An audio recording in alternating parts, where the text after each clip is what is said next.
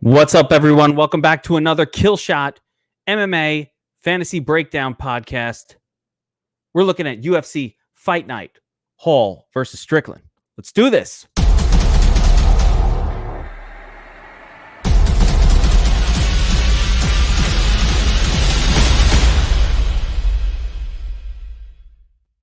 All right, we're back with the Killshot, and I've got the MMA betting and fantasy goats together in one room to break down this entire Fight Night card.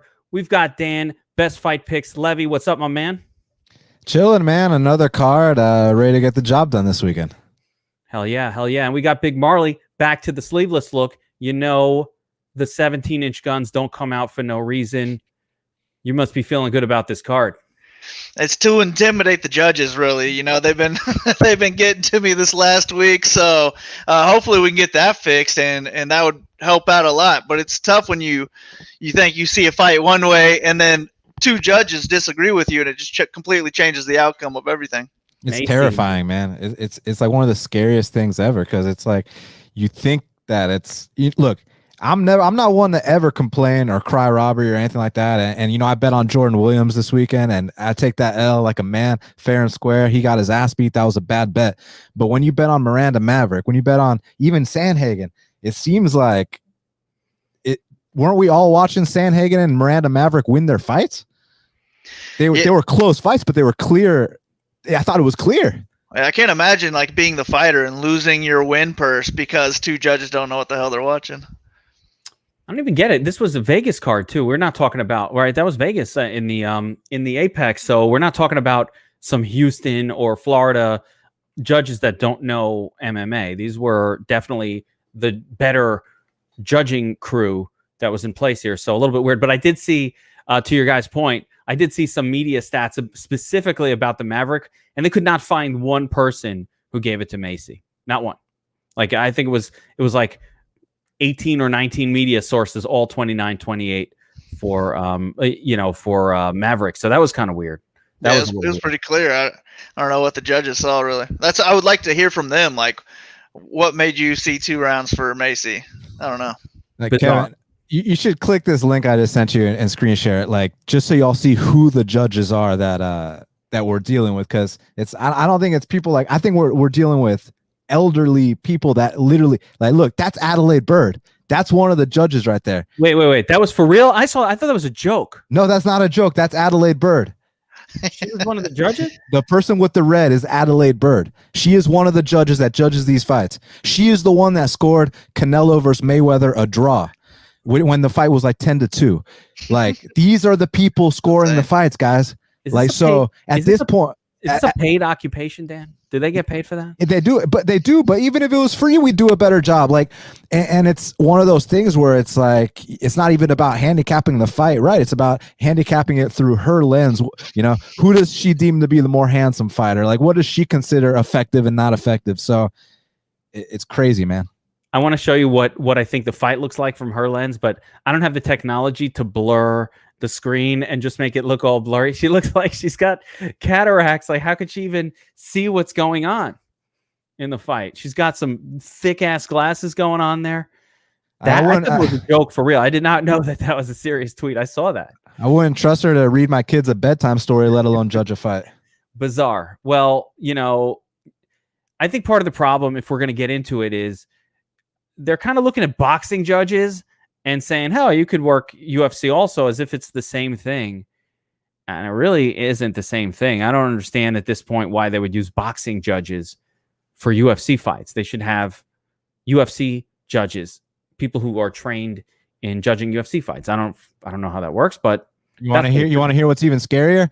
She's the one that's training people on how to judge these fights. Oh, so great. It's not even about training them. They are getting trained. It's just they have no idea what they're watching. So that's the issue. And it's not just there in the UFC, even here in the NFC, because people look at you a certain way if you're outspoken about judges and refs. Like, it's like looked down upon to speak up about the problem. But man, you got to be honest. And at what point do you take a stand? Like, what's going to be the catalyst that changes this? Because it's gotten ridiculous. It's that at some point, I think these egregious calls, and again, listen, I think there was more argument about the main event with Sandhagen and Dillashaw that it was close, that people made reasonable argument there. I think that Maverick fight was non-reasonable. No one saw that and said, well, no one saw it and judged it the way the judges did, so it's a little bit different. But some egregious call like that eventually will kick someone in. But what do they do? I don't know. Because in order to fight Nevada assigns these judges, right? It's not the UFC saying, I pick you, I pick you. I think those are assigned by the commission of the state that you're in. So it's a dilemma. It's a real problem. It really is. And it's not to discredit Macy Barber. She dug deep. She definitely won the third round, 100%. You can't debate it. And she improved a lot. But if you're scoring the fight objectively, Miranda won the first 2 rounds. Macy won the third. So I know we can talk about this all day, man. But yeah. You know, I guess don't leave it in the judges' hands is all we can leave with that. And we will leave it there and get right into it. So interesting card coming up this week, boys. And I have to say, not the favorite of mine to research because it's a lot of obscure fighters, a lot of not quite sure. These are UFC caliber people in here. I don't know if this is let's cut a bunch of guys, let's throw them on this card and let's trim some fat Dana White situation, but we'll get through it. Even the main event, you know, I think it's going to be a very watchable fight, but man, you know, top to bottom, there's a lot of names here that I'm surprised. You know, we'll go through it. That kind of seem like they don't belong in the UFC at all. I think this is like the cut list card, and I mean, we'll get through it. But what do you guys take on just the talent caliber of the fights on this card? Shit, I'm excited, man. I mean, Ronnie Lawrence, when you hear how Dana White talked about this kid, he talked about him like he could be special one day. And then Trevin Jones is coming off 2 big knockouts, and both were upsets. So we want to see what the deal is with that fight. Obviously, Strickland in the main event, he's been a brand new man since he moved up to 85s, and Uriah Hall can knock out anyone. And you know, Rafa Garcia is a good prospect. So there's little hidden gems here and there, and let's try to take advantage. Yeah, hopefully there are some good DFS and betting opportunities that we will unveil. So let's start at the bottom of the card and work our way to the top as usual. Guys, in the first fight of the night, we've got Orion Cosco taking on Philip Rowe. I'm saying that wrong. Koski. This Kosei. is wrong. Kosei. Taking on Philip Rowe, with Kosei coming in at -158 and Rowe come back at +128. More importantly, the fight doesn't go to decision. Prop is a hearty -190. So the odds makers do like this fight to potentially end inside the distance. And I'll start them off with you, Dan. So tell me a little bit about the fighting styles of these two fighters. What can we expect to see? And is it going to score well? Potentially. I mean, listen, Orion Kosei, he's definitely a strong farm boy. He's going to go forward. He can eat shots really well. He's durable. I'm sure he hits hard. And Phil Rowe is kind of more of the technical guy. He's also huge for the weight class. He's 6'4". He's got an 81-inch reach. So he's going to be one of the bigger guys at 170. But on the flip side, being that tall, you know, he's got those chicken legs, and one of the issues he had in his last fight was getting chopped down. Now, we haven't seen many, you know, performances where Orion goes out there and chops people down, but that's definitely something you can game plan for. So look for him to go low, but I think it's kind of an evenly matched fight. So I was kind of surprised Orion was this big of a favorite. So I'm gonna go with Phil Rowe here, and he's one of the cheaper options on DraftKings that I'm gonna look to target, so that I can get some of these bigger favorites that I think are gonna get, you know, big knockouts. So I'm gonna go with Phil Rowe here. There it is, Phil Rowe. Big Marley, do you see this fight kind of leading to a good score? I mean, the inside the distance prop is pretty nice. And how do you see it playing out? Yeah, I think I pretty much agree with what Dan said. I think Rowe is the more technical striker. He's the longer guy. He needs to keep this fight more at range. And then Kosei, he needs to just close the distance. He needs to get this fight against the cage, some control time there, and then fish for some takedowns. And if he can get takedowns, I think he can be successful in top control. But I think Rowe is the better grappler of the two, and like Orion could be in trouble if Rowe gets takedowns on him. I just think that Kosei does close the gap. In his Contender Series fight, he had like one takedown, 4 minutes, 20 seconds of control time and like 143 total strikes landed. I think a similar path to victory is live for him here. And he could also get a knockout as well. So I do like both sides of this fight. I like my curtain jerkers, but at the same time, Rowe is one of the more live underdogs on the card. He's cheap. I think if he wins, he's going to score more than 10x. So I like both sides of the fight, but my pick's going to be Kosei.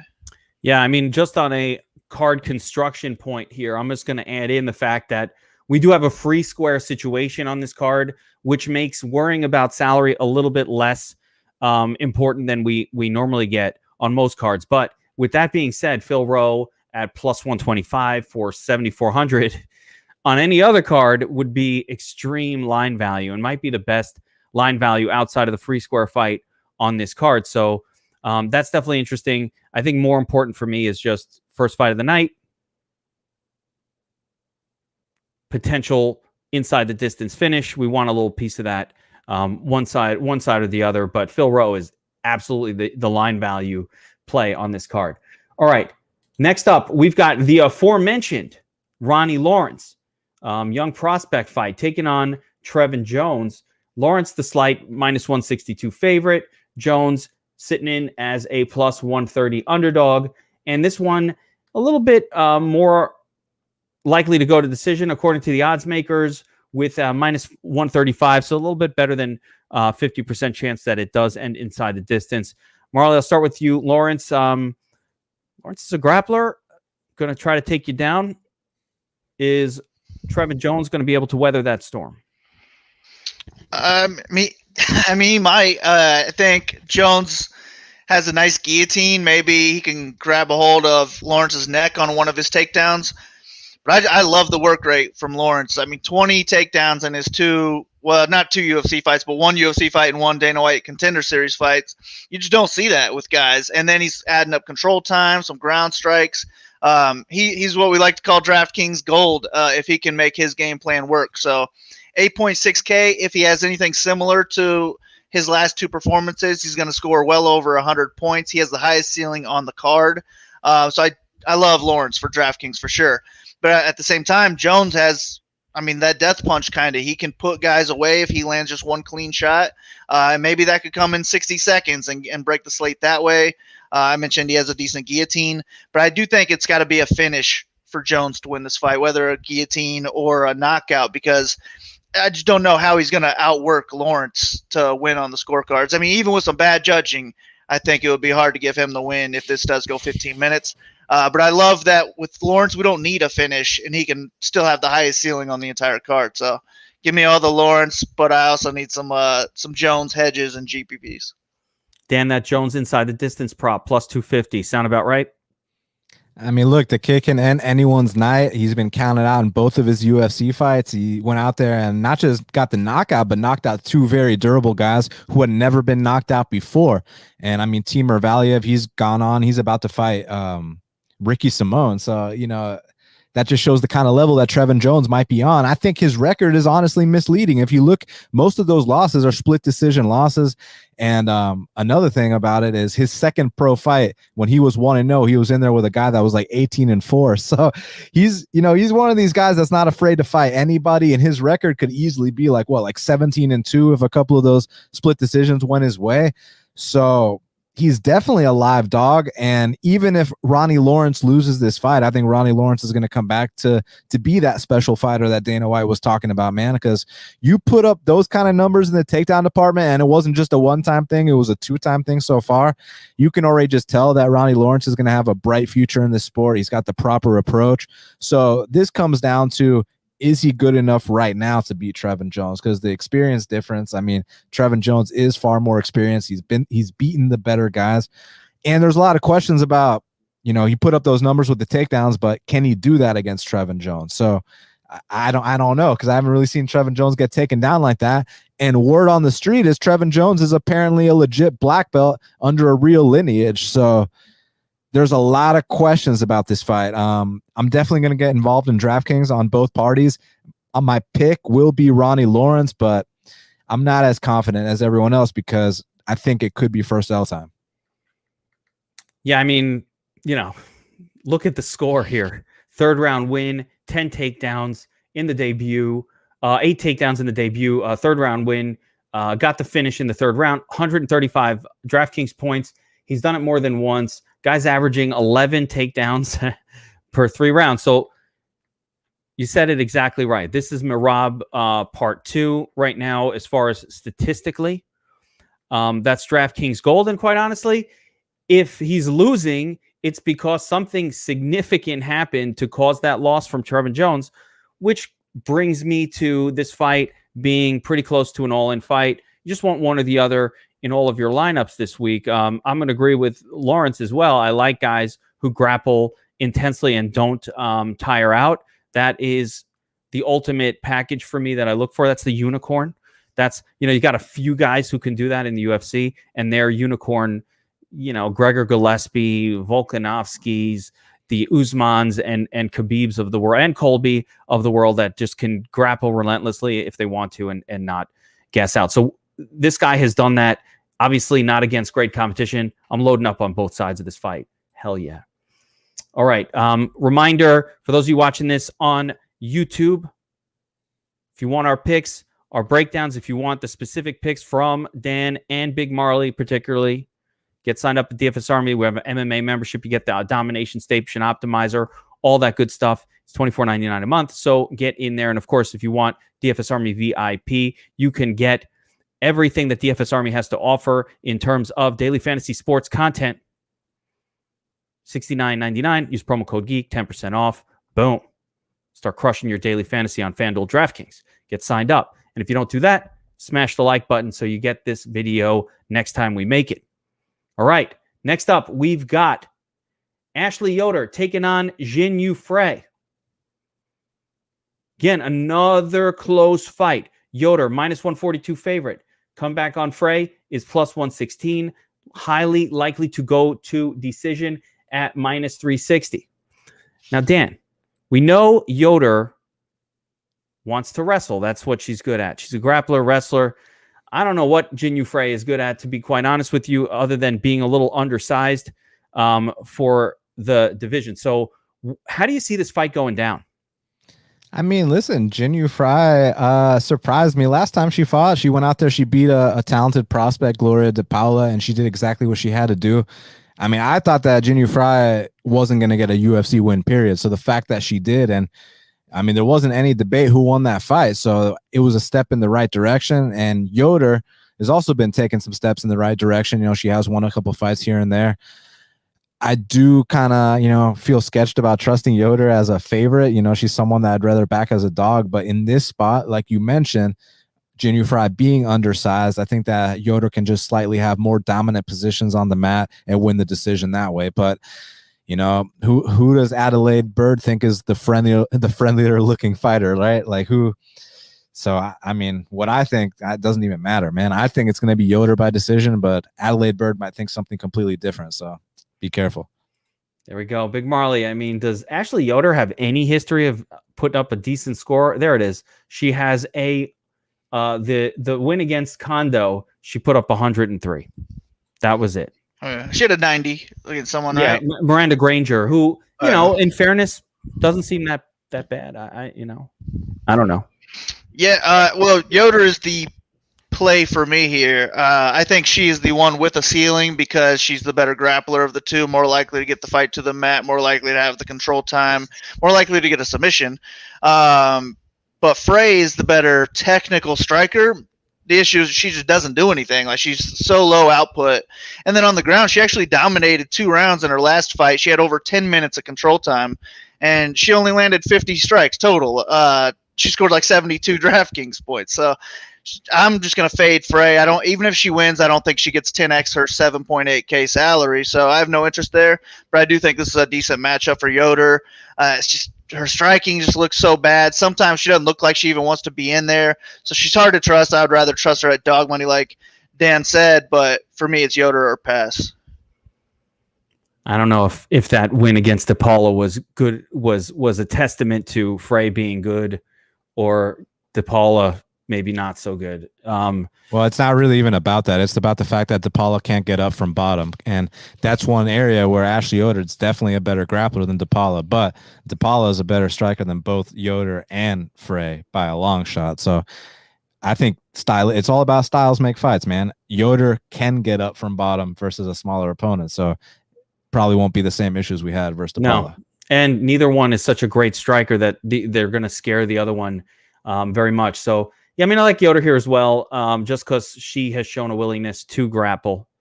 And Marley, I'm assuming that's your reasoning for liking her as well, because anytime you have a grappler, like, would it blow my mind if Yoder found a submission? I mean, she definitely tries to take the back.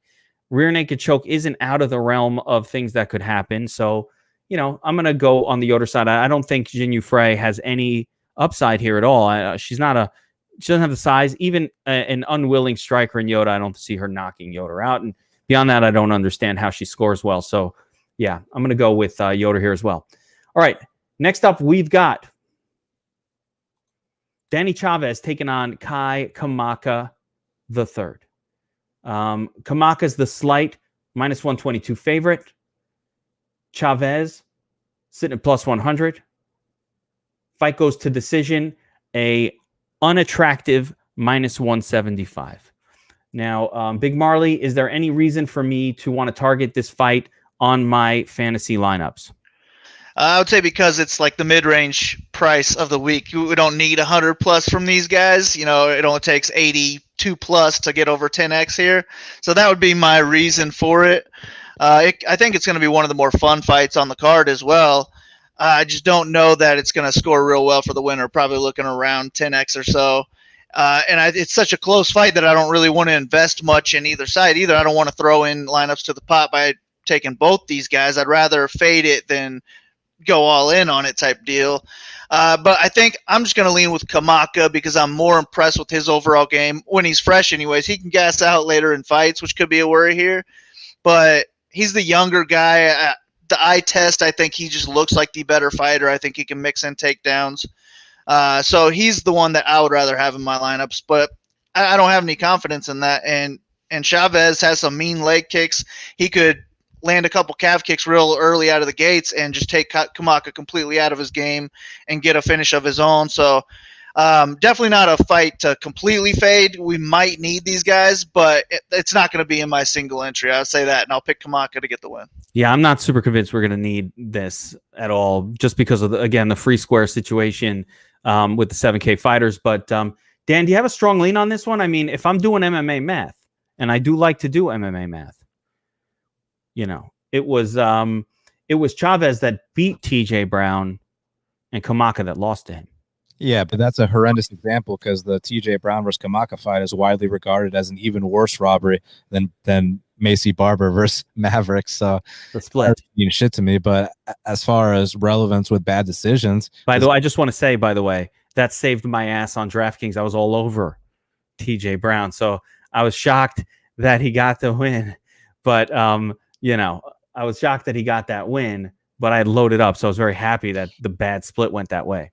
Yeah, so it's another one of those fights where, you know, how I see it isn't necessarily how the judges are going to see it. So are they going to favor kind of the bigger strikes on the feet by Chavez, or possibly takedowns and top control by Kai Kamaka? And don't sleep on his hands either. He's been getting better. So tough fight to call just because you don't know what the hell the judges are looking at, man. But I'm going to lean with Kai Kamaka to pull out a close decision.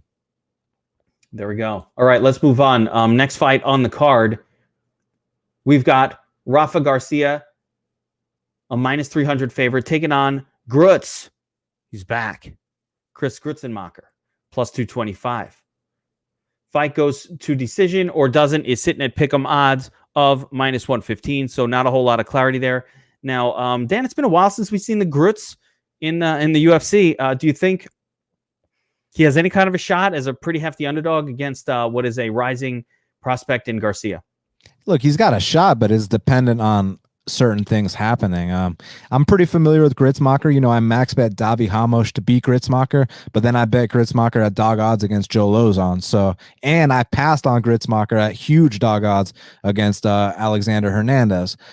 But here, I think it's kind of a case where they kind of have similar styles. Both guys like to go forward. Both guys like to break their opponent, and you start to gas out on one of these guys and they will tee off on you. It's just that Rafa Garcia is the 12-year younger version. Rafa Garcia is the guy that's hungrier. Rafa Garcia is the guy that's more durable at this point. So I think that he's going to pull it out. The concerns are, however, that a couple fights ago when he fought this kid, Eric Gonzalez, man, he got hurt. He got rocked in the first and second round. He started gassing out a little bit at times. And you do that against Gritzmacher, and that's where he can take over.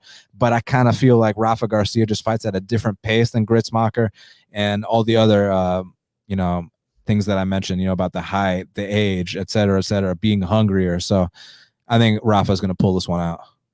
There we go. Big Marley, how do you see this one playing out? Do you see a finish in the cards here? Do you see a lot of takedowns? Anything that could get me excited about a Rafa win on FanDuel or DraftKings? I'm not sure. I don't know how it's going to play out, but I expect a clear win that no judge can fuck up on this one. I just think Rafa is going to be way better everywhere. I don't really think Gritzmacher even belongs in the UFC, to be honest with you, but give me Rafa on the ground. Give me Rafa by KO. Give me Rafa by decision. I'm not sure how he's going to win. I'm just confident that he's going to win. So I think he's a great cash game play if you can afford him.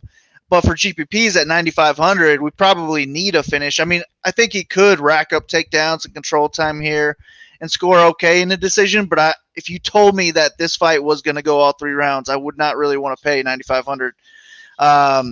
But I think he's going to get a finish here at some point. So if I can afford him, I'm willing to do it. I just think there's a couple other favorites on this card who have high ceilings as well. So he's not a must-have by any means. But Gritzmacher is going to be a full fade for me. I really have no interest in him. I think he would somehow have to take a beating and tire out Garcia and come back on volume to win. I just don't think that's going to happen. So give me a clear win from Garcia or a finish. Yeah, I mean, Garcia coming in as the most expensive fighter on the card on both FanDuel and DraftKings does not make him specifically or particularly appealing to me. Again, I don't think salaries are going to be super important, particularly on DraftKings. FanDuel, not the same. They don't have the free square going on over there, but I don't think we got a free square on this no, card. one we'll of the two is a free square. I mean, they got 2 guys priced in a fight, right. $7K, 6,800. Somebody's winning, bro, for cheap, right? Even at that price, you don't have to score 100. You just need to win. But, it's pretty close to it. So, there's going to be a cheap win on this card. We know that. That no one can deny. Even what's Adelaide Bird can't fuck that one up for us. So somebody's she can give it a draw. She can fuck anything up for us. Up like I said, dude, Canelo versus Mayweather was clear 10-2 for Mayweather, and she scored that a draw. Yeah, well, maybe Adelaide could find a way, but she can find a way. Let's hope not. Do not put it past her. Let's hope not. But overall, yeah, I mean, do I want to pay 9,500 for Garcia? Probably not. Not unless But here's the thing. You take a Phil Rowe, you take a Jared Gooden, both in the 6s, then you can afford a Rafa Garcia and also be able to afford someone else in the 9s. Like if you think Barberena is going to get a first-round knockout, you can afford someone like him and Rafa by taking these underdogs that are in the 6s. So this is one of those cards where, I mean, don't get me wrong. If you think it's going to be this low-scoring decision, then don't take him. But if you think there's a chance for him going out here and putting Grits away, Grits has been put away many times. These underdogs are going to allow you to afford a guy like Rafa. True. Yeah, 100%. And actually, you're right. The way construction is, one of the interesting things about this card overall is just that there's no spend up that it's like, oh my God, I got to play him. It doesn't exist on this card. Again, last couple weeks we had I want to spend up for everybody. They all look great. Right. And a couple came through. We had, we just had situations where last week, I think the most expensive fighter and the second most, 9,400, they scored incredible. That doesn't look like it's going to happen on this card. This card is a weird one when it comes to salaries and how these fighters could score. So I think figuring out which fights to target is going to be critical. And again, yeah, if the salary's left over in there, sure. But keeping in mind that the odds makers do have this one pretty well even to finish inside the distance. And I think he needs a first round finish to really get where we want it to go. But Grits is pretty bad. So I think that can happen. Actually, I'm a little surprised at the inside the distance odds on that one. All right, next up, we've got Melsik Bagdasaryan taking on Colin Anglin. Melsick is coming in at minus 142. Again, a very slight favorite with the comeback on Anglin at plus 116. The fight goes to decision prop is a above 50% minus 125. So we've got a fight that doesn't look super sexy in terms of the inside the distance prop. Big Marley, break this one down for me. Tell me about these two fighters a little bit. They're pretty obscure. Have not seen either one that I recall in the UFC. Let me double check. Looks like Contender Series. Both Contender Series guys. Okay, so neither guy's fought in the UFC as of yet. Both won their Contender Series fights. Pretty interesting pairing, to be, if I'm being honest, a little strange in my opinion. But how did these two guys fight? So Bagdasarian, he could be a future title contender, I think, if fights were just one round, 5 minutes long. This guy is serious. He's got some scary power. He's just a real good striker early in the fight. He's putting out a lot of output early as well, but he just can't continue that same pace for 3 rounds. And that's the issue here, is that if he doesn't get a finish in the first round, I'm not confident he can win a second or a third round here, even though I think he does clearly win the first round. There's nothing special, in my opinion, about Colin Anglin. I just think he has better cardio, and if he can weather the first round storm, I do think he will be better everywhere in rounds 2 and rounds 3, and I think he can get takedowns and do a lot of damage and score a lot of points in top control, and maybe even get a finish of his own. So I like this fight from both sides. Anglin because he's an underdog who can score well in the second and third round, and then Bagdasarian because he can absolutely just break the slate. I think he has 4 wins. They were all back-to-back in 32 seconds or less. On DraftKings, that's a slate breaker. He's on the optimal lineup, and he has that power, the explosiveness, the speed to do it in that first round. So I love this fight for GPPs, but just don't even worry about it in cash games because we can't trust the floor from Anglin, and we just can't trust a win from Melsick. Yeah, I mean, Dan, those 4 back-to-back fight first round finishes that Marley just referenced, I mean, I'm going to note that one of them was against a 0-0, the other against a 3-5, the next against a 0-0 fighter, and then the final one of that grouping was against a 4-3 guy, again on some pretty mediocre regional scene circuits. So I don't know how much to take away from those early finishes. Especially an early finish, you never really can tell all that much from it, but it's even worse when you're going up against guys who are 0-0. Like, you know, I think if any fighter got in there with me, they'd have a first round finish in about 10 seconds. I'm not sure how much weight we want to put into that fast finish. So even in that Contender Series fight, though, he had the same thing going where a lesser guy is going to go down from those shots that he's putting out against the I don't even know how to say that guy's name, but that guy just toughed it all out. He just didn't step on the pedal himself to win rounds 2 or rounds 3, and he let the guy off the hook. But yeah, I think a lot of guys are going to go down from that first round if they're not UFC caliber, and that's the question here: is Anglin UFC caliber? We have no idea. I don't know. One thing we know that Anglin does do, and Dan, I'll throw this over to you, is Anglin definitely does want to go for takedowns. He does have some grappling. On the flip side, Melsick, I don't know if he has grappling, but what I do know is that he seems to have boxing, kickboxing, so he comes from more of a striking background. Can this guy grapple? Have you seen anything in the tape for Melsick that says, yeah, he can stop, he could get up from a takedown? Well, I haven't seen anything that says he can't. So no. And he comes from a part of the world where, you know, they are known for having strong bases. They are known for, I mean, look at Karo Parisian, look at Arman Sarukian, like the guys that come from that part of the world. I mean, I know I'm generalizing a little bit here, but they generally do have some sort of, you know, grappling in their back pocket if it's not their prominent skill, which obviously with this guy, his prominent skill is his striking, but I wouldn't be surprised if he had a little grappling in the back pocket. But as far as addressing these, you know, these quick finishes and this and that, like at least he's handling these guys accordingly, right? Like, you don't want him to go in there with some 0-0 guy and go to split decision with him, because trust me when I tell you, there's plenty of other fighters that are going to probably, not finish these guys in 14 seconds. So at least he's handling them exactly how you should. But now in the UFC, it comes down to what happens if you can't finish these guys.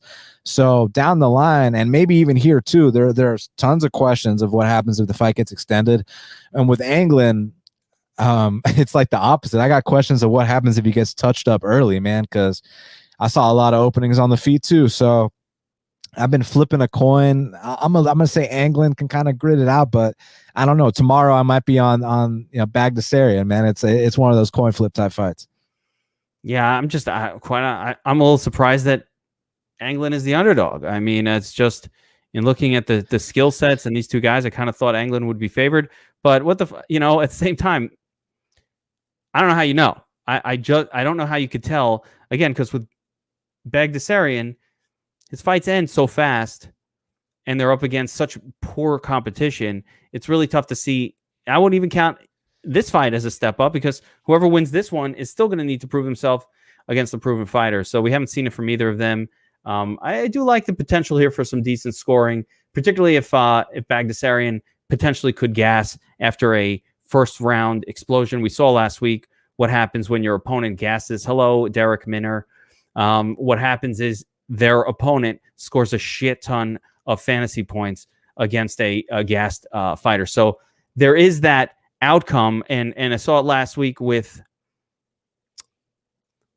this guy ain't going to be going for 10 submission attempts like Minner, though. He's going to be more spin kicking. This will be more like Randy Costa.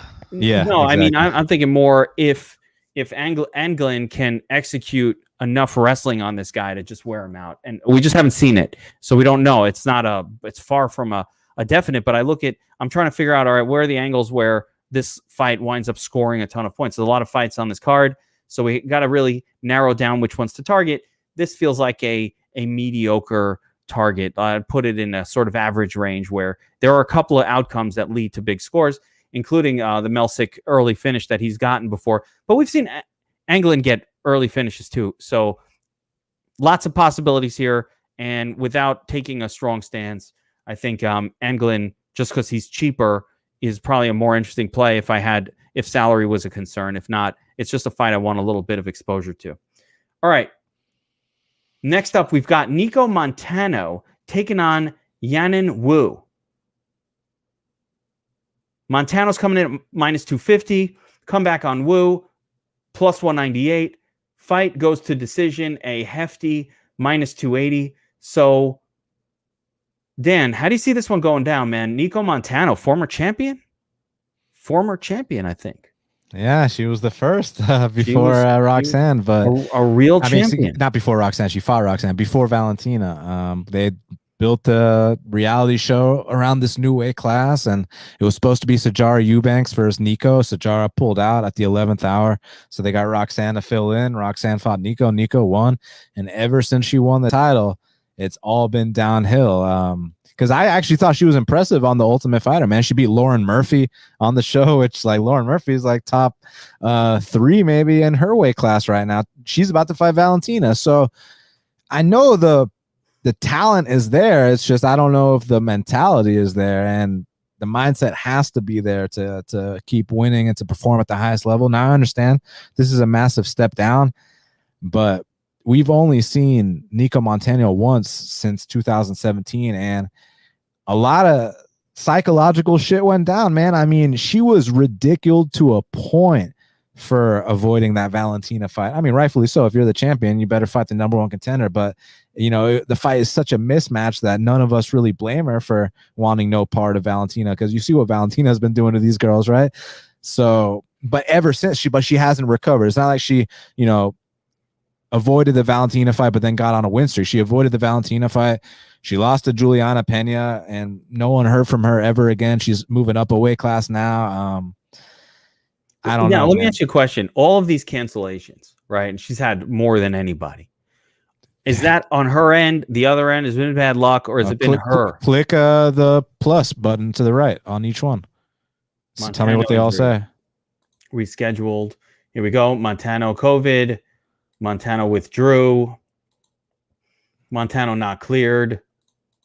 This one was McMahon. Here's Montano hospital lies during weight cut. So exactly. So in her, I'm going Wu Yanan.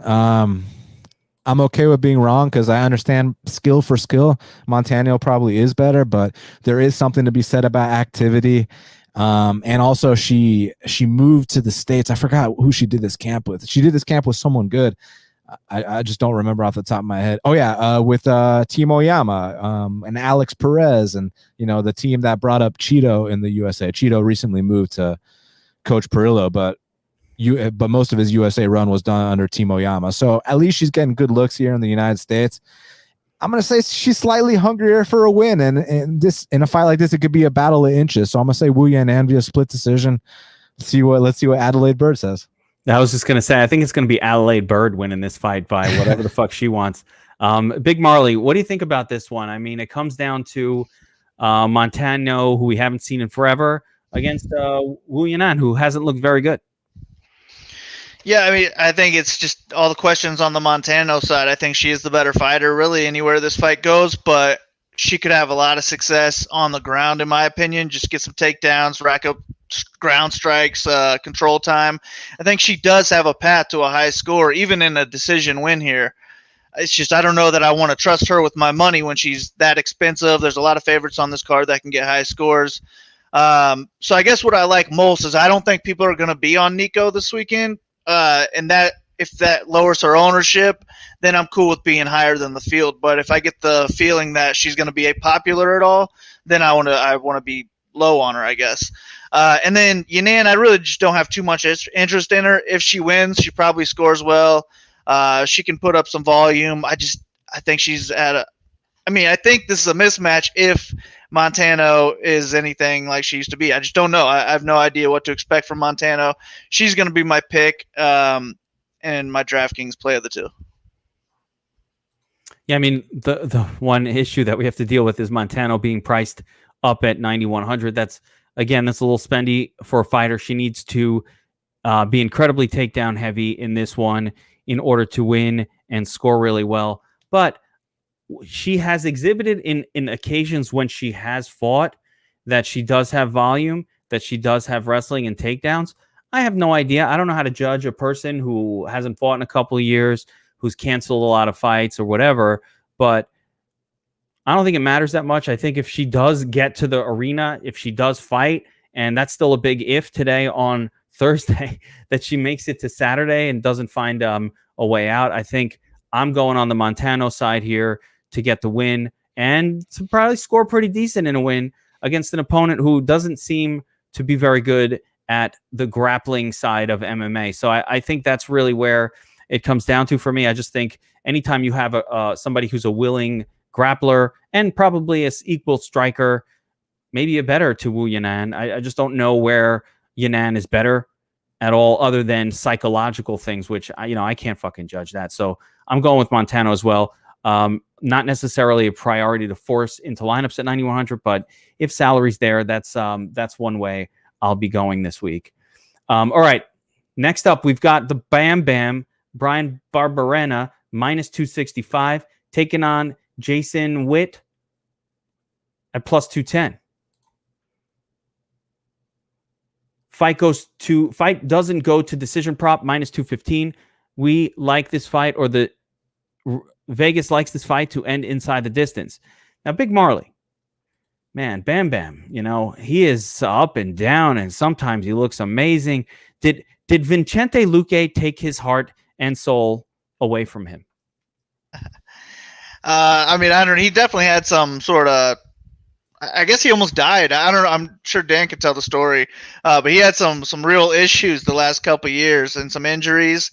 But even before that, I don't know. I think he's just never been, in my opinion, he's been a little bit overrated, I guess. He's had some big wins that he came back from. Like, he's a real tough dude, and he can put up some volume, take a beating, come back, give it a beating of his own. And in this one, he might even be a one-punch knockout type of guy, which we don't see from him because he's more of a volume kind of guy. It's just Witt has no durability. There's no chin there on him, and if he's stuck standing here, it's not going to end well for him. He's probably going to take a lot of shots and end up going down at some point. I just don't know that I want to trust Barberena after a long layoff, after all these issues he's had, against a guy who I think can out wrestle him, or at least give him some problems, take him down multiple times. Barbereno's taken down 5 times in his last fight by Anthony Ivy. That's not a good look. He still won the fight, but I think Witt's a better wrestler, and he can do the same thing and control the fight more on the ground.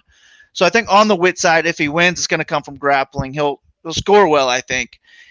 But he also might go down in less than 60 seconds, and Barberena breaks the slate for that reason.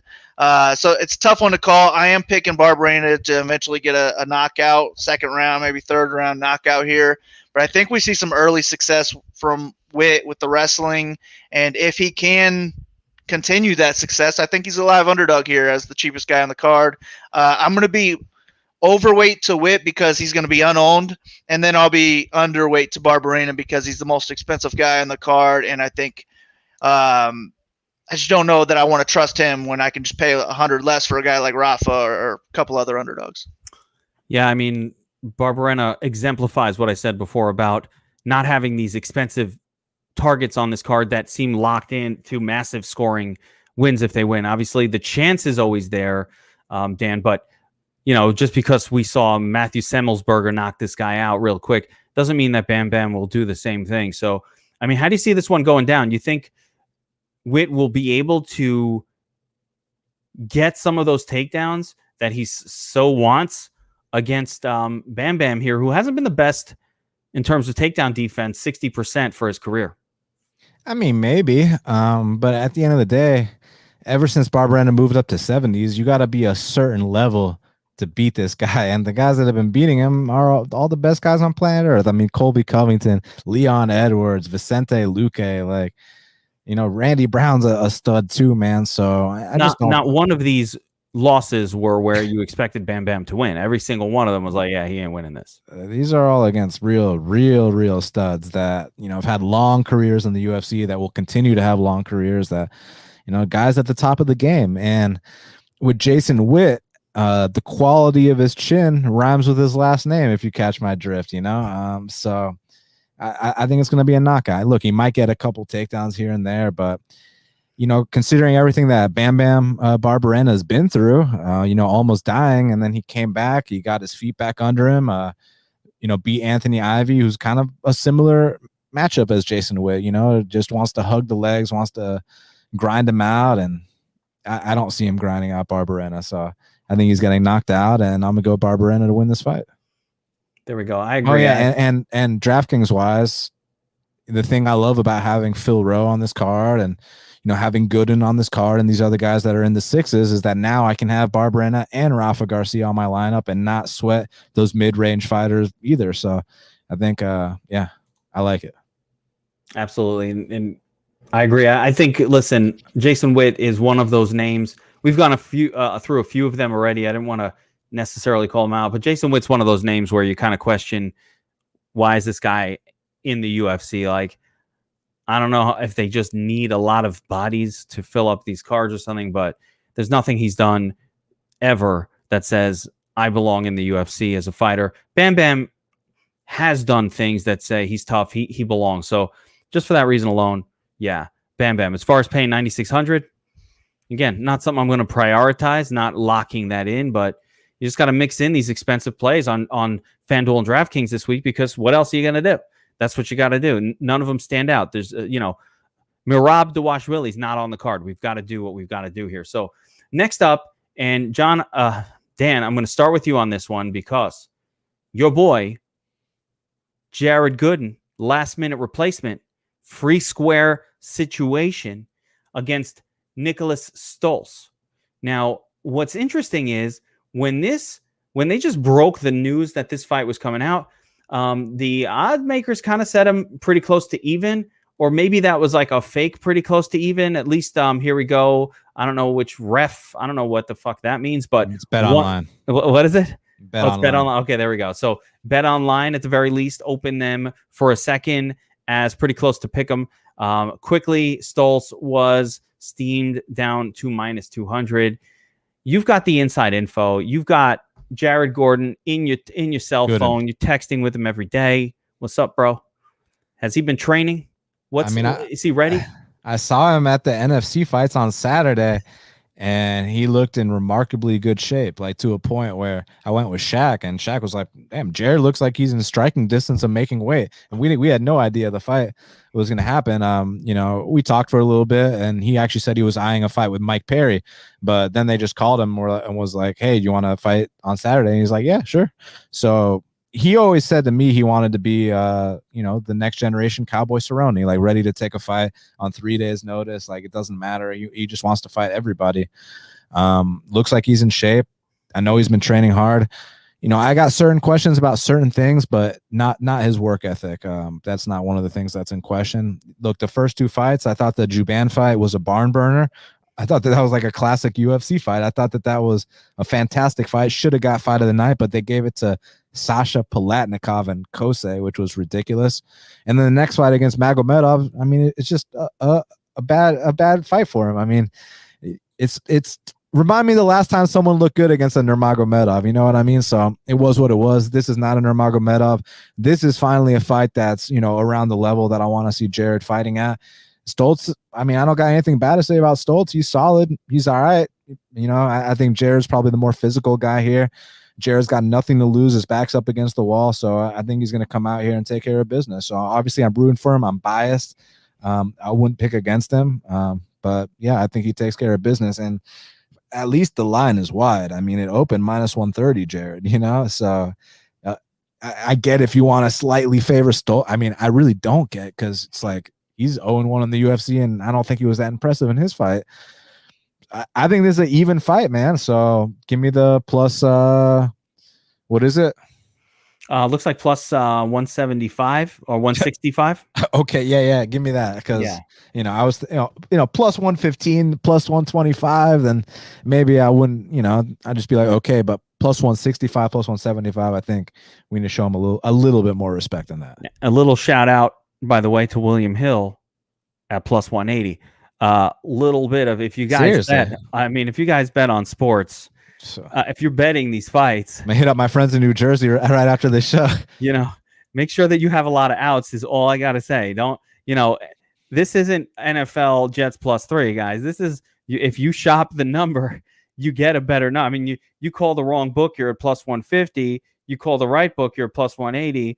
And both of you guys, professional sports bettors, know that the difference between getting plus 150 and plus 180 over the course of a season is the difference between making money and losing money as a sports bettor. So make sure you get the best out. Make sure you get the best outs. Big Marley. So let's just understand the strategy here, because everybody's going to look at Stoltz as a free square at 7K. And when I say we got a free score, we got a free score fight. I can guarantee you we're going to have a win at either 6,800 or 7K. But everyth's going to play. Can't guarantee anything. This could be a draw or no contest. I poke.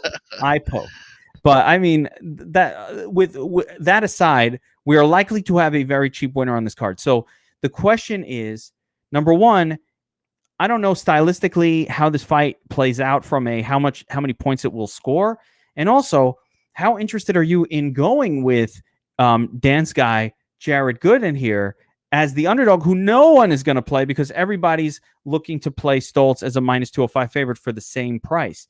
It's like, I don't have a real world example. It's like if you go into a car dealership and you're looking to buy a car and they've got like a Lexus and like a Toyota sitting next to each other. The Lexus, but they're the same price. The Lexus got the fancy engine. It's got like better features. Stoltz ain't no Lexus. No, I know, but I'm trying to find a real world example of like the same price for something at -200 to plus 170. Yeah, if we take the names away and we only see the -200, I agree that he's going to be super popular. He's going to be probably 50% or more owned because he's 7K. We're getting him when he was a 2-to-1 underdog. Now he's a 2-to-1 favorite. So I think you got to lock him in cash games. You take the value in cash games. But if you can fade 50%, if he doesn't get a finish here, I just don't think he's going to score well unless he gets a head kick knockout or maybe some control time, something like that, or a submission. That's the only way he's really going to score well. Even if he does win, he could score less than 10x here, and if 50% of the field has them, they might be dead even with the win. However, I think the line's off. I think Gooden is the better striker of the two. I think he's more powerful. I think he's a better wrestler. The worries, though, are the leg kicks from Stolze. I think that could definitely slow Gooden down because Gooden's kind of heavy on his front foot. And Stolze's kicks looked good in his last fight against Amiv. And then my biggest issue with Gooden is just him being on his back. He's not going to be looking to submit Stolze off his back, and he's more so looking at the ref to stand him up more than working to get back to his feet. So that's my issue here coming in on short notice. Is he going to be able to have 3 rounds of hard cardio? I'm not sure. I would guess he does. I mean, the guy looks like a physical specimen, and as I mentioned, I think he's the better striker of the two. And since I think he's the better wrestler, I think he can use that in defense, keep this fight on the feet, and either work his way to a decision win or knock out Stolze. So I'm taking Gooden as well. I think the late notice and him having 2 losses in his last 2 fights is giving us this line that we're seeing. But if you don't look at their records at all and you're just looking at their past fights, I think Gooden would have been favored on a full camp. I love it. I love the boldness of this call on this specific card. It feels like a kill shot as well for somebody. I'm not going to say who, but it feels like a kill shot because you're going to get super low owned Gooden. No one's going to own that. No one. So you're going to get super low on Gooden on a card where you get a $6,800 guy. He gets that win.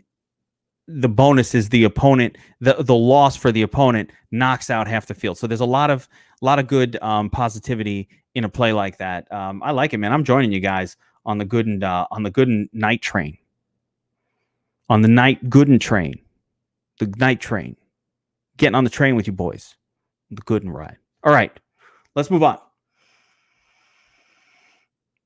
Speaking of guys that shouldn't be in the UFC, I'm not saying I should be in the UFC, but speaking of guys that shouldn't be in the UFC, Ryan Benoit and Zarook Adeshayev. I don't fucking know, right? I don't get it. But nonetheless, it's a fight. It's going to happen. Benoit, minus 134, slight favorite. Adeshayev, plus 120, plus 110, slight underdog. Fight goes to decision, minus 164. I mean, Marley, how do you see this one playing out? I get that Zarook Adeshayev stepped up, COVID, took on a fight. Thank you. It's a good move. We appreciate it. But, I mean, sometimes you need some seasoning. You got to get a little seasoning before you get in the UFC. My man does not have a lot of seasoning under his belt at 3-3. Right now, but Benoit might be a winnable fight for him, which is why it's so close. I don't know what to do with this one. Yeah, I honestly might just exit out so I don't have to make any decisions on this fight. I think it will be one of the slower paced fights on the card where it mainly takes place on the feet, and we need a knockout from either guy for them to score well. But I just think Benoit's just a little bit better everywhere. I think he's more likely to land more volume, and he's also more likely to land takedowns, so I'm going to lean with him as the pick. But I guess if I had to use one of them in my lineup, I would rather just take the underdog because he's cheaper. And if I'm really relying on a knockout, it's almost 50-50 in my opinion on that. So give me the underdog for that reason only. I have this going to a decision though, and I think the winner scores low, not even near 10x. So my least favorite fight on the card for DraftKings. There we go. Dan, do you have a strong take on this one? No, I mean, look, I disagree with you saying that they don't belong. I mean, Benoit, not only did he go to a split decision with the current champion, Brandon Moreno, he also knocked out the Bellator bantamweight champion, Sergio Pettis. So Benoit's issue is not that his skills aren't up to par. It's the decision-making. Like, it'll be 1-1 going to the third round. He'll give up that last takedown and lose the split, and some of these fights could arguably go his way, like the Tim Elliott fight. So I definitely think he belongs. It's just, maybe the fight IQ ain't as good as you want it to be at times, because he's definitely a hard hitter. He's always been one of the hardest hitters in that division, and he's starting to round out his game a little bit. Adeshaya, I think he's better than his record indicates. He did go 17-3 in kickboxing and trying to make that transition to MMA. I mean, I felt like that last fight was a step in the right direction. He was in there against a very hot prospect in Sumadarji, the Chinese Connor, and he went the full distance with him. I think this is a more winnable fight, and if Benoit makes a couple bonehead mistakes, plus you mix it in with the current state of MMA judging, I think that's recipe for Adeshaya to get an upset split decision. So I'm going to take the underdog here. Adeshaya pick. All right. I'm going to go with Benoit in this one just because of that UFC experience, and I just don't know what Adeshaya does if he's put into a grappling exchange. Just don't know what level he's at. We haven't really seen much of that from him. Surprisingly, I thought that they would do that, especially it hasn't been necessary in his previous fights. So I don't really know what we'll get at him. I'm going to go with Benoit here, but I agree with you, Big Marley. This one does not excite me from a DraftKings or FanDuel perspective outside of some flash KO or potential for like a Benoit getting a sub, because he does probably have a longer history of training in submission grappling than Zarook does. But Kevin, you talk about grappling. I mean, Benoit averages 0.33 takedowns per fight, and when he does attempt them, his accuracy is 25%. His sub attempts is 0.5. So I don't. It's not good. I'm not saying it's good. In other words, Benoit's trying to stand. I mean, but at least you got to give him that he's been in the UFC and he's been in a lot of grappling. Like he went up against the aforementioned Sergio Pettis, who's a very good grappler, and he gets a win. So, Sergio Pettis is a good grappler. Well, I mean, they stood for the majority. I mean, they stood for the entirety of that fight. They didn't grapple even once. Why though? Why? If he was so bad at grappling, wouldn't Sergio have used that? What? Sergio's a striker. Are we talking about the same guy? He has takedowns. We've seen him go for. These are mixed martial artists. My point is, whenever I see a kickboxer come into MMA, you don't know how much mixed martial. You don't have to be a focused grappler to beat somebody who's just been training in kickboxing, doesn't really have any grappling. So, we've seen lots of examples where a fighter, I'll tell you, Holly Holm. Remember the Holly Holm fight? She comes out all of a sudden against, I think it was Megan Anderson, where all of a sudden she's like this extreme grappler. And you're like, I never fucking saw Holly Holm go for a takedown. And it was like, yeah, but I mean, if you're going to suck that bad at defending takedowns and you hit me a couple times and it hurts, I'm going to go for a takedown because, standing and striking with Megan Anderson seems stupid relative to just taking her down and dominating the shit. Was that Megan Anderson that Holly Holm did that too? Yeah, it was. And I think the difference is that we've seen Megan Anderson get dominated on the mat in the past, whereas here it's just more of a speculative guess. Speculative. But the reality is, I think this kid Adeshaya's training with like Frankie Edgar, and he has been for years. So he might have some grappling we don't even know about. Definitely possible. Like I said, it's all speculation. We don't know. Just don't know. So my general is I don't want any piece of that fight for DraftKings FanDuel. There's nothing exciting about it. I'm just looking at, all right, what oddball thing can happen here that actually does lead to we're not looking for a Benoit KO outcomes. A Benoit KO. Yeah, so that's why, like I said, I think on the Benoit side, there's a little bit more interest from this guy might end up in some outside chance scoring well enough that it's worth having some exposure in some lineups too. Where again, Adeshaya, his best outcomes probably, obviously anybody can knock anybody out in the UFC, but Adeshaya's best outcome is probably a points-based Adelaide Bird assisted decision of some sort, which isn't going to get us what we need to make it worthwhile on DraftKings. If it's just not enough, there's not enough. If you don't go for takedowns and you don't get knocked out, it's not going to do it. The way the scoring is set up right now, the way that DraftKings adjusted scoring recently specifically, it just doesn't favor striking battles. You've got to have control time takedowns or a finish in order to get there. The finish is always hanging around, possible. Touch the guy in the right spot when it's a fist fight. I faded this dude. I faded Tyson Nam. I'll give you my pain story was I faded Tyson Nam. I believe it was Tyson Nam against Adeshaya in his debut. I actually liked Adeshaya a little bit in the debut. I faded Nam. And what did Nam come out and do? But he fucking knocked this guy out in 2 seconds and he was in the nuts. And that was it. You're done. Goodbye. You faded Nam, you were dead in that first fight. Round 1, minute 30, that killed me. I didn't have any exposure. Bad move. But that's what it took for the striker to get there. First round finish. Tyson Nam hadn't knocked anybody out for a while before that one. He's done, I think he got another finish. Yeah, the next fight against Rivera. But, I mean, the reason I faded Nam is because, he just did not have a history of getting finishes. And, what are you going to do? Anyway, let's move on. Well, that's a debate we can have another time. Yeah, I'm looking back. He's because when he knocked out Eduardo Dantas, it was one of the biggest upsets, and when he knocked out Ali Bagotinov, but we'll talk about that some other time. Yeah, we can stay here forever. Maybe the fade on Nam in that fight wasn't the best move in hindsight. Clearly, it wasn't, because it cost me a shitload of money. So learn my lesson. That's why I always try to get a little bit of exposure to these guys who can get that quick finish, but only at that level. So anyway, we move on. Cheyenne Baze, Gloria de Paula. Again, I know you don't like me saying it, Dan, but I'm not sure about either of these two ladies in terms of if they're good enough for this level, right? They have not proven themselves. I don't know. Last time we saw Cheyenne Baze, she was taking an L as a massive favorite. I got to bring it up. She was taking an L as a massive favorite against against backyard headlocks Montserrat Ruiz. And we saw what Montserrat Ruiz is when she fought a real fighter in her next fight. But she dominated Baze, and I don't care what anybody says, using a headlock arm throw and then maintaining the headlock, which is like, I don't even know. So you got to be able to get out of that. You've got to be able to get out of that. And she could not. Now she's going up against Gloria de Paula. Man, this is just so sketchy. So I'll start with you, BigMarley.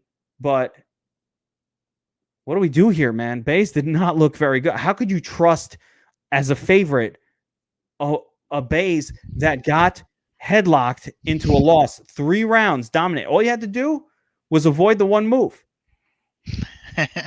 I used that move, by the way, back in the day. So me and Montserrat, similar training, not going to lie, we use a similar technique. Well, you don't trust her, I don't think. I guess you don't trust her against anyone in the UFC, but I do think she is the deserved favorite. I like her aggression on the feet, and I like her aggression on the mat when she's in top control. I think she has some mean ground and pound. And as Dan mentioned earlier, de Paula can't get people off of her. If she's taken down, she has nothing to offer. And I think Baze can do that similar type of game plan, because that's her best path to a clear win. If she wants to keep this standing, she might eat some good shots, because de Paula's a good technical striker.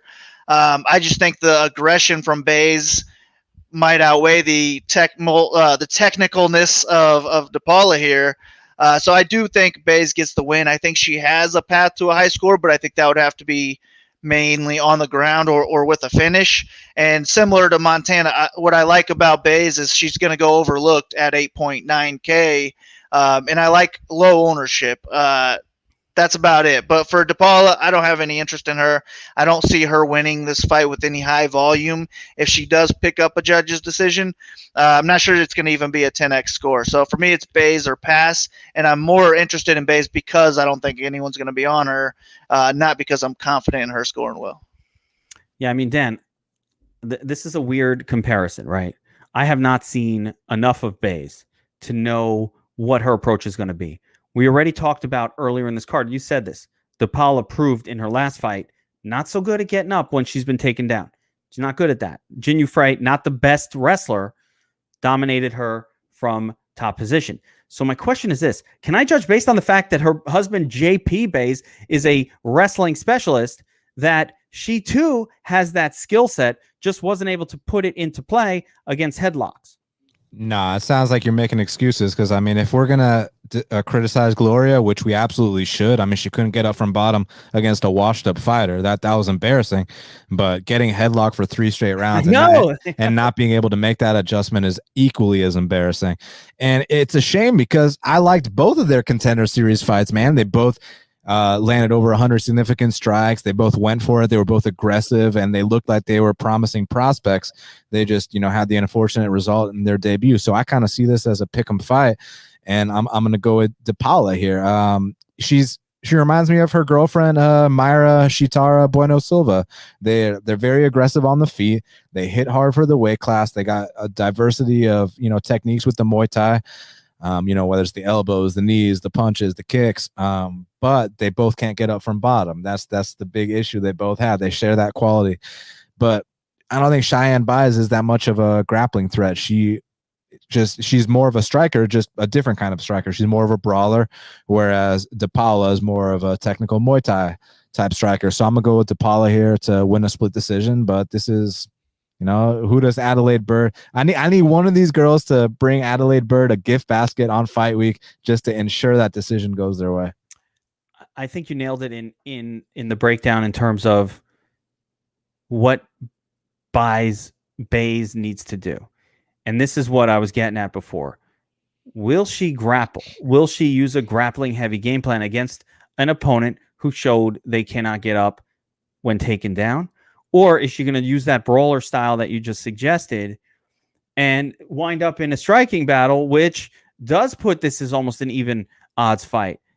Both look terrible in their debuts. And again, there's no way of knowing what she's going to do here. So the risk is on you if you want to play Baze here, under the expectation that she really probably needs to use her grappling, which she probably has. Like I said, I do think because her husband is a crazy wrestling grappler, she probably has that skill set. Like, she probably knows how to do it somewhat. She probably does practice that. At the very least, they're practicing that shit in the sack on the reg. Takedown, you get top position. You're looking at me funny, but, I think that probably goes on in the Baze house. I don't know. I've never been there, but I think it could happen. I think she probably has that skill set. Don't know if she'll use it. Really interesting underdog dice roll here, potentially with DePaula, but I mean, she doesn't. I think the more likely grappler is Baze here, and she could have success. So I'm going to go on that side as well. But certainly, I think if it stays striking for whatever reason, yeah, it could. It's anybody's game. All right. Co-main event. Ronnie Yaya taking on Kyung Ho Kang. Kang is coming in as a -142 favorite in this one, with Yaya at +116. The fight goes to decision, doesn't go to decision, sitting about even odds. So, Dan, I'll go to you here. Again, we know what Yaya does. He is a BJJ. Would you say on the level, let's play a game, not a game.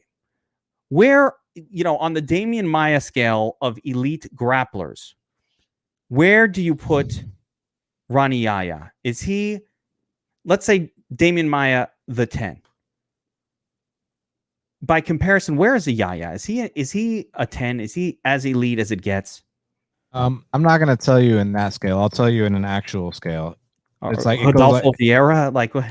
It goes like this. Damian Maia is a 5th degree black belt, and Ronnie Yaya is a 4th degree. So Ronnie Yaya is just one step down. But being a 5th degree black belt, that means he's been a black belt probably over 20 years, and he's such a stud. I mean, the guy's got 21 wins by submission. Ronnie Yaya is as legit as it gets on the mat. Look at all his credentials as well, all the times he's won the ADCC, and I could go on forever about his grappling credentials, but MMA is a different sport, as you guys know.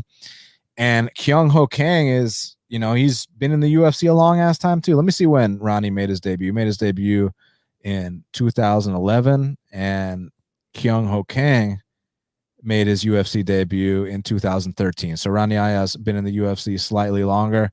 Kyung Ho Kang's only been submitted once in his career. It was back in 2011, long ass time ago, triangle armbar in the first round. So, you can't quite rely on him just, coming out here with the wrong game plan and getting over aggressive and then ending up on the mat. I think the blueprint's been laid out for years on how to beat a guy like Ronnie Yaya. It's just easier said than done. Like, just because it's one thing to know what's coming, it's another thing to stop it. Like, exactly what Ronnie Yaya is going to try to do, but actually stopping it is a different story. That being said, I do think that Kyung Ho Kang has the goods to stop it, man. Like I said, he's very experienced. He's been in the UFC 8 years. He's a decent grappler himself. So there will be some back and forth exchanges, which means that there's going to be some spots where, you know, maybe he does give up his back and get choked out. Ronnie is that damn good. But I think that if Kyung Ho Kang's put in the work and he comes in here prepared, the blueprint on how to beat Ronnie Yaya is to make him work extremely hard for those takedowns and fatigue him. And from there, you take over and you turn up on him. And if Kyung Ho Kang comes in here prepared, I think he wins this decision. There it is, Big Marley, man. Kyung Ho Kang, this guy is his record is littered with split decisions. Lots of splits, good, bad, indifferent. You know, Adelaide, the whole deal. This guy has been a split decision machine. I don't know with Yaya though. You know, Yaya is not necessarily a guy who I've seen with an incredible gas tank per se. You know, he kind of maybe doesn't have full energy for 3 full rounds, especially now he's getting older. But both of these guys statistically very similar, low output strikers. Both guys want to go for could you see Kyung Ho Kang going for takedowns, take top position against Yaya? Maybe. I mean, he could. I just think that it's more dangerous doing that when you can win the fight on the feet. So that's kind of how I see the King side, is just avoiding contact mainly for that first round, weathering that early submission storm, and then trying to tire out Yaya. I agree with Dan's breakdown. I think it's submission or bust for Yaya. And I'm never the type to pick the guy who it's this or bust type thing, but I went and picked Yaya in this one because I think it's just so close. And I didn't have any underdogs that I was picking on the card. So I went back and I changed this one. I said, fuck it, I'm going to take Yaya by submission when I originally picked Kang by unanimous decision or something like that. I just think it's really close to 50-50, and I think that submission is a very, very real possibility. And if he gets it, he's going to score well. That's really what I like. Both these guys have some monster scores on DraftKings. But with Yaya, if he wins, I think there's a good chance he's on the optimal lineup, where I don't think that it's the same thing on the Kang side. So give me the underdog Yaya to get a submission. There we go. Yeah, I mean, I've just seen Yaya slow down late in fights and on occasion, and it's not great when he does. But that happened against, you know, some of the best. You know, the Ricky Simone fight in particular. Can't really compare that to what we have going on here. Yeah, listen. Yaya, all he does is win. All he does is win. He's done a lot of that. So I think, it's a close fight again. I agree. Want both sides, but I'm going to go with the Yaya side here to find a way to get it done. All right. Main event of the card. We've got a surging Sean Strickland taking on Uriah Hall. Strickland coming in at minus 215 with Hall a slight minus 170 underdog. Fight doesn't go to decision, minus 168. 5 rounds. Dan, I'll go to you first on this one. A lot of people looking at this fight. I mean, the volume, neither guy is really going for many takedowns here. We expect a striking battle. 2 similar guys, both long. The volume advantage, though, is going to be significantly more often than not on Strickland's side. As a matter of fact, I would almost say it's a KO or bust scenario for Uriah Hall in this one. I mean, how do you see it going down? Yeah, but, when you talk about the KO or bust king, you talk about Uriah Hall. I mean, this guy's got some of the most devastating knockouts that we've ever seen. So, I mean, KO or bust, I mean, I don't give a fuck. That's what this guy does. Like, am I relying on Uriah Hall to get a sub? No. Am I relying on him to get takedowns? No. I'm relying on him to touch Sean Strickland's chin one time in these 5 rounds, in these 25 minutes. And I think he absolutely has the style to do that. Sean Strickland, you don't got to be worried about takedowns with him. Sean Strickland is a very confident striker. He's very good. He's very good, man. He's come a long way. He looks like a new man at middleweight.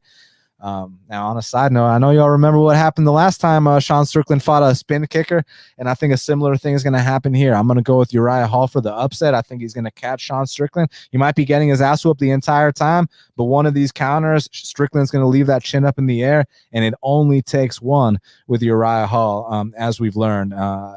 And I know my boy Kevin loves discrediting people's wins, but when you talk about that Bevon one, don't discredit the Bevon win, because Bevon was never the same ever again.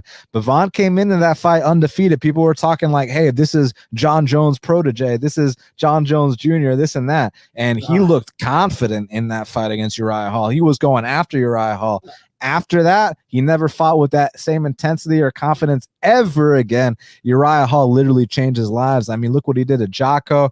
The Carlos Jr. fight was a big step in the right direction, and unfortunate what happened in the Weidman fight, but a win's a win.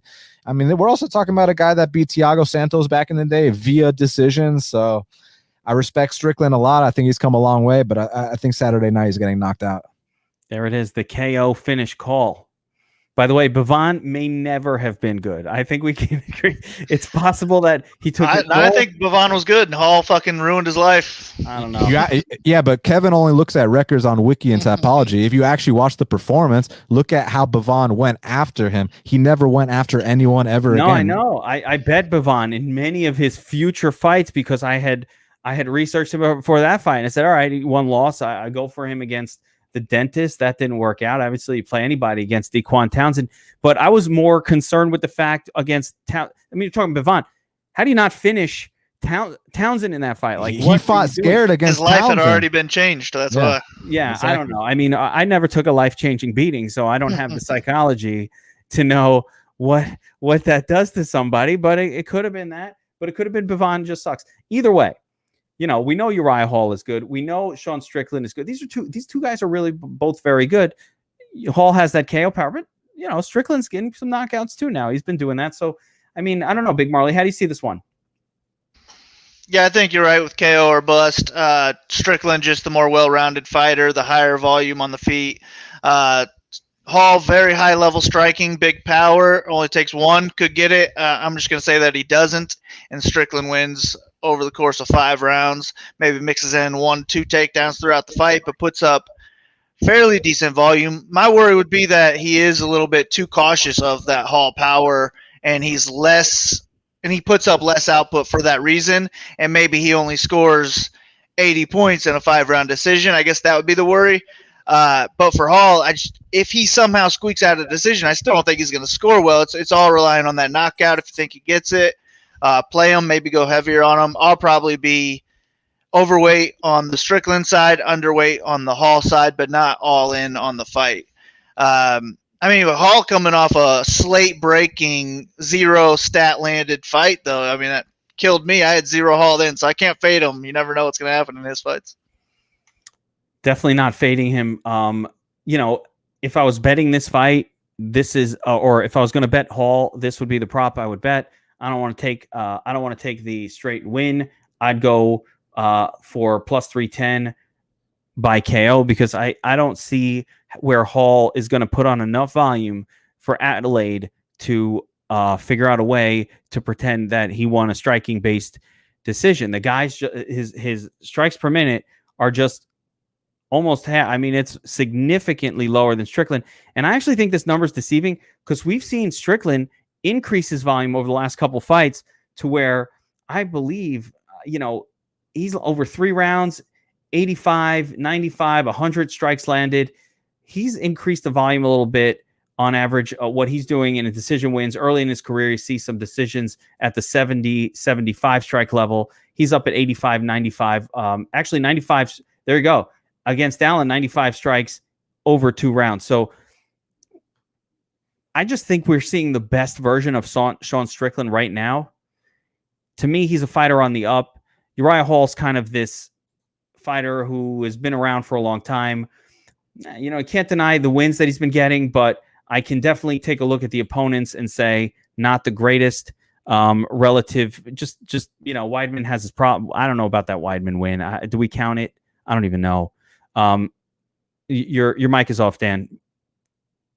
But hell yeah, we count it. If you get into a street fight with someone and they break their leg, are we gonna say, oh no, we're not fighting anymore? Or are you gonna, you know, that's a win no matter what. So injury wins are part of the. I mean, how much did you score for that? Firstly, he scored very well because it was a fast okay. finish. So it was legit then.